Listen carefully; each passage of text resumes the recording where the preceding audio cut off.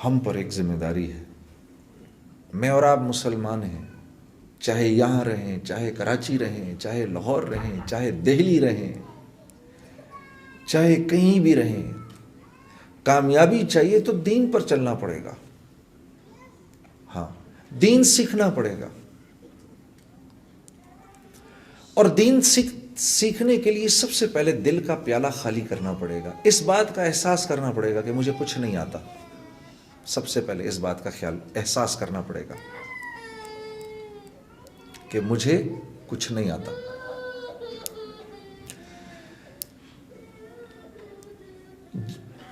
تجربے سے بتا رہا ہوں، جتنا جتنا آپ آگے بڑھتے جائیں گے آپ کو احساس ہوگا مجھے تو کچھ بھی نہیں آتا.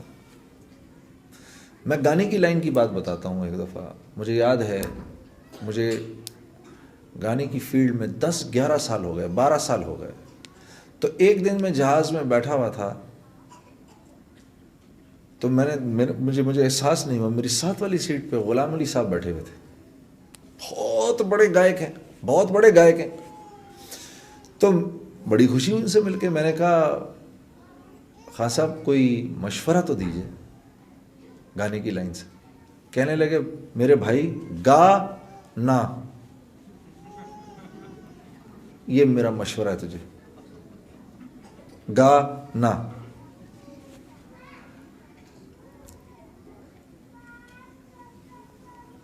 ان کی اسی سوچ نے تو ان کو اتنا بڑا بنا دیا.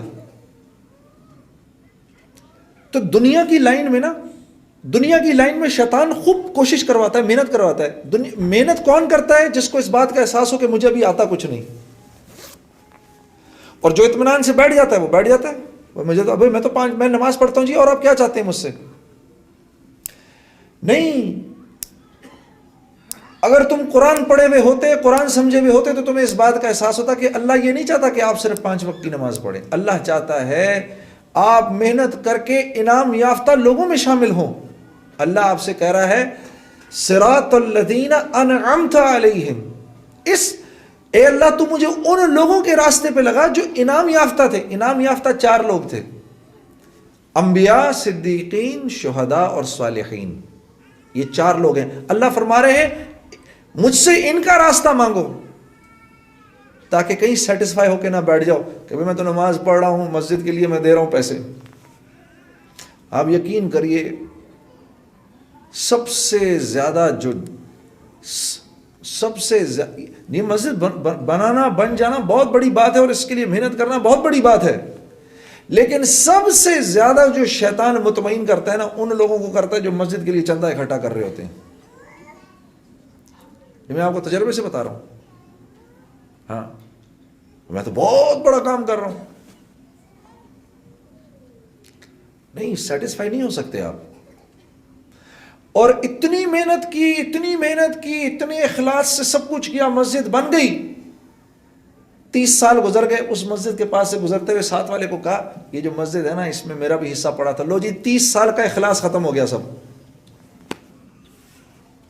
جتنا کمایا تھا سب گنوا کے بیٹھ گئے. تو دین سیکھنا ہے، ہم نے دین سیکھنا ہے میرے دوستوں. اور ہمیں نہیں آتا، ہمیں دین نہیں آتا. ورنہ اگر ہمیں دین واقعی آتا ہوتا تو آپ یقین کرو، خدا کی قسم 2 رکعت نماز کافی تھی ہمارے تمام مسائل کے حل کے لیے. 2 رکعت نماز کافی ہے. اب کیونکہ دین نہیں آتا، کسی کی نماز میں کوئی کمی ہے، کسی کی نماز میں کوئی کمی ہے، کسی کی دعا میں کوئی کمی ہے، پھسی سی نماز ہے. ہاں، نماز میں کھڑے ہوتے ہیں. امام ابو حنیفہ کے پاس ایک آدمی آیا کہ جی میری فلاں چیز کھو گئی. انہوں نے کہا ذرا 2 رکعت نماز میں کھڑا ہو جا. تو نماز میں کھڑا ہوا، سلام پھرتے ہی کہتا جی یاد آ گئی، کہاں پڑی ہے؟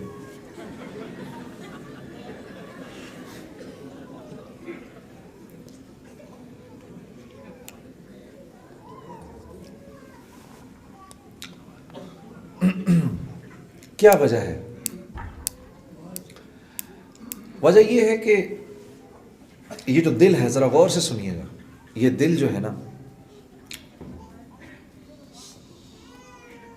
اس دل کو 4 راستے جاتے ہیں.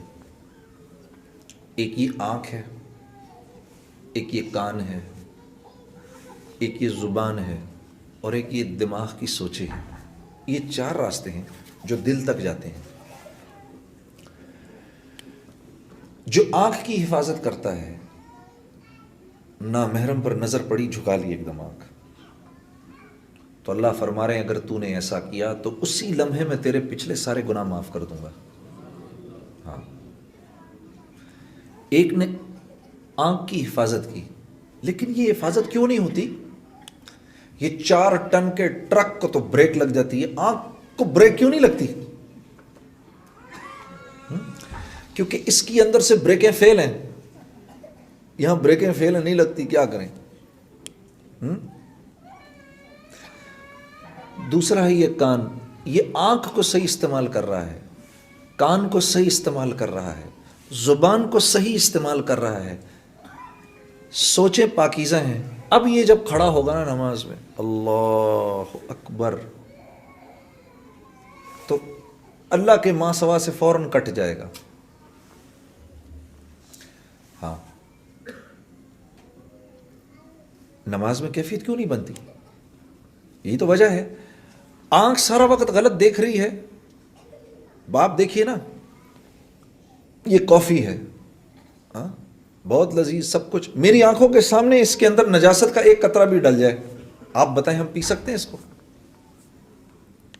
ہاں, جیسے کبھی کبھار ہم کہہ دیتے ہیں کہ بھئی جی دین کے ساتھ دنیا بھی تو ضروری ہے, دین کے ساتھ دنیا بھی ضروری ہے. جنید صاحب میں زمزم بھی پیتا ہوں تو وڈکا بھی پیتا ہوں. میں نے پوچھا اس میں وڈکے میں زمزم ڈال کے تو نہیں پیتا کہیں تو, کہ تھوڑی برکت آ جائے تیری وڈکا میں؟ میں مکے بھی جاتا ہوں جی, ویگس بھی جاتا ہوں. شاباش. میں نے کہا تیری بیوی نے کبھی تجھ سے کہا کہ میں تجھ سے بھی پیار کرتی ہوں اور ساتھ والے سے بھی کرتی ہوں؟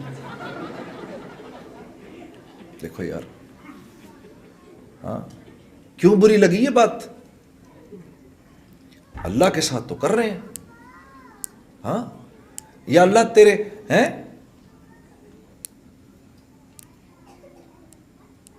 شیطان بھی راضی اللہ بھی راضی. تو یہ سوچ ہم نے بدلنی ہے. اس بدقسمت سوچ کی وجہ یہ ہے اللہ سے تعلق کوئی نہیں ہے, اس سے محبت نہیں ہے. خدا کی قسم, کیا وہ اقبال نے کہا نا, 2 عالم سے کرتی ہے بیگانہ دل کو, عجب چیز ہے لذت آشنائی. ہاں, اللہ سے تھوڑا سا تعلق ہو جائے, اللہ سے تھوڑا سا تعلق بن جائے, آپ یقین کرو اللہ کی فرما برداری میں اتنا مزہ آتا ہے, اتنا مزہ آتا ہے. یہ جو اللہ کی نافرمانی کا جو مزہ ہے نا, یہ خارش, یہ وہ ہے جیسے خارش کا مزہ ہوتا ہے. ہاں, کھجاتے رہو کھجاتے رہو کھجاتے رہو, ایک دن کھالی کاٹ دو گے. آپ یقین کرو, حضرت امیر معاویہ رضی اللہ تعالی عنہ فرماتے ہیں کہ لوگوں کو معاف کر کے مجھے اتنا مزہ آتا تھا, مجھے اتنا مزہ آتا تھا لوگوں کو معاف کر کے, کہ مجھے خدشہ ہوتا تھا کہ کہیں اللہ مجھ سے اس کا اجر ہی نہ چھین لے. ہاں, ارے فرما برداری کا بہت مزہ ہے, اس کا ایک بڑا سرور ہے. یہ تو مجھے پتہ ہی نہیں, اللہ سے تعلق ہی نہیں. ساری رات تو گانا سنوں گا, لیکن رات کو 3 بجے 3:30 بجے جب ساری دنیا سو گئی ہو, اس وقت اپنے نرم گداز بستر کو, اپنی پیاری بیوی کو چھوڑ کر اٹھنا اور جانماز بچھا کر وضو کر کے آ کے کھڑے ہونے کا مزہ اور سرور مسلمان کو نہیں پتا. ہاں, اس کا کتنا مزہ ہے, ہم اس سے ناواقف ہیں. ہاں, تو پھر کیوں روتے ہو جب زندگی میں سکون نہیں ملتا؟ سکون, چین, اطمینان کس کے ہاتھ میں ہے؟ کس کے ہاتھ میں ہے؟ اللہ کے ہاتھ میں ہے. ایک نوجوان مجھے سے پوچھنے لگا, جنید بھائی یہ ذرا غور سے سنیے گا اس بات کو. اس نوجوان کے اس سوال نے مجھے سوچنے پہ مجبور کر دیا. اس نے کہا یہ آپ اتنے جو سفر کرتے ہیں روزانہ، ہر روز ایک نئے بستر پہ سو رہے ہیں، آپ کو نیند آ جاتی ہے؟ میں جھٹکے سے، مجھے ایسے جھٹکا لگا اس کی بات سن کے. میں نے کہا میرے پیارے، نیند کا تعلق نرم بستر سے نہیں ہے، نیند کا تعلق نرم بستر سے نہیں ہے، نیند کا تعلق تو قلب کے سکون، چین اور اطمینان سے ہے. یہ نرم بستر ایک پرسکون نیند کی شکل ہے، شکل، لیکن یہ پرسکون نیند دے نہیں سکتا. یہ بڑا گھر، خوبصورت سا محل نما گھر، یہ ایک کامیاب زندگی کی شکل ہے، لیکن کامیاب زندگی سے اس کا کوئی تعلق نہیں ہے. یہ بڑی سی گاڑی ایک کامیاب زندگی کی شکل ہے، لیکن کامیابی سے اس کا کوئی تعلق نہیں ہے. یہ مال ایک کامیاب زندگی کی شکل ہے، صرف کامیابی سے اس کا کوئی تعلق نہیں ہے. محنت سے مال نہیں ملتا، مال سے چیزیں نہیں آتی، چیزوں میں راحت نہیں ہے، راحت اللہ کے امر میں ہے. ہاں، ایک باپ ہے، اس کے 10 بیٹے ہیں، 10 کے 10 فرما بردار ہیں، تو وہ اپنی جھونپڑی میں جنت کے اندر ہے. اور ایک آدمی ہے، اس کی ایک بیٹی ہے لیکن ناگن ہے، تو وہ محل کے اندر دوزخ کے اندر ہے. یہ ٹورانٹو کا شہر ہے. اسی ٹورانٹو کے شہر کے اندر مجھے آج بھی یاد ہے 1992 کی وہ قصہ، وہ آج بھی میری آنکھوں کے سامنے گھوم رہا ہے. ہم یہاں پر شو کر رہے تھے، بہت بڑا مجمع تھا. جب شو ختم ہوا تو آرگنائزروں نے کہا کہ آپ باہر نہ نکلیں یہاں سے، بہت بڑا مجمع، ان کو جانے دیں. تو مجمع کے نکلتے نکلتے رات کے 2:30 بج گئے. تو ہم جب یہاں سے باہر نکلے تو گاڑی کے اندر جا کے بیٹھنے لگے. ایک جوان لڑکی دوڑتی ہوئی آئی، میں نے آپ لوگوں کے ساتھ جانا ہے. اب ہم رہنے والے تو پنڈی کے تھے سارے، ہاں، ہمارے لیے تو کراچی بھی نیو یارک سٹی تھا، ہاں، تو ٹورانٹو تو سوچو کیا ہوگا ہمارے لیے. اور پھر بھی کچھ تھوڑی بہت، اللہ معاف کرے، وہ کام تو کوئی حیا کا کام نہیں ہے جو ہم کر رہے تھے، لیکن پھر بھی کچھ تھوڑی سی تو حیا باقی تھی ہمارے اندر. ہم ایک دوسرے کی شکل دیکھنے لگے. اس لڑکی کو دیکھ کر ہم نے کہا تم نے کہاں جانا ہے ہمارے ساتھ بھائی؟ ہم تو اپنے ہوٹل جا رہے ہیں. کہتے نہیں تم ہوٹل تک چلے جاؤ، مجھے ہوٹل تک لے جاؤ، پھر میں وہاں سے گھر چلی جاؤں گی. تو ہم نے کہا تو تمہارا باپ؟ کہتی ہے no don't worry about it, I just turned 18 a week ago. تو ہم نے کہا پھر کیا ہوا؟ ہمیں پتہ ہی نہیں تھا 18 ٹرن ہونے کا کیا مطلب ہے. ہم نے کہا پھر اس سے کیا فرق پڑتا ہے؟ کہا وہ کہنے لگی last week when I turned 18 I went to the night club, I came back at 4:30 in the morning, my father didn't open up the door, I just called the police, so there's no problem. آپ یقین کرو یہ پورا کا پورا واقعہ مجھے آج تک یاد ہے. 16 سال اس واقعے کو ہو گئے، 17 سال اس واقعے کو ہو گئے ہیں. اس لڑکی کی ایک ایک بات مجھے ابھی تک یاد ہے. اور میں صرف یہ سوچ رہا تھا، صرف اتنا سوچ رہا تھا کہ اگر میری بہن یہ کرے تو میرے باپ کا کیا حشر ہو، اور اب یہ سوچتا ہوں اگر میری بیٹی یہ کرے تو میرا کیا حشر ہو.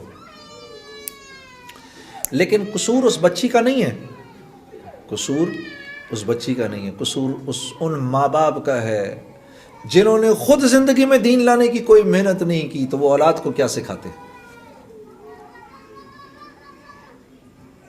میرے دوستو، یہ جن لوگوں میں آپ رہتے ہیں، اگر ان میں آپ عزت چاہتے ہیں تو آپ کو محمد صلی اللہ علیہ وسلم کی زندگی پر چلنا ہوگا، کیونکہ اللہ نے ہمارے نبی کو وہ زندگی دی اور کہ اس میں، اس زندگی کے اندر ایسے طریقے ہیں جو انسانوں کو مقناطیس کی طرح اپنی طرف کھینچتے ہیں. جتنی اس زندگی سے دوری ہوگی اتنی میرے دوستوں زندگی میں پریشانی ہوگی.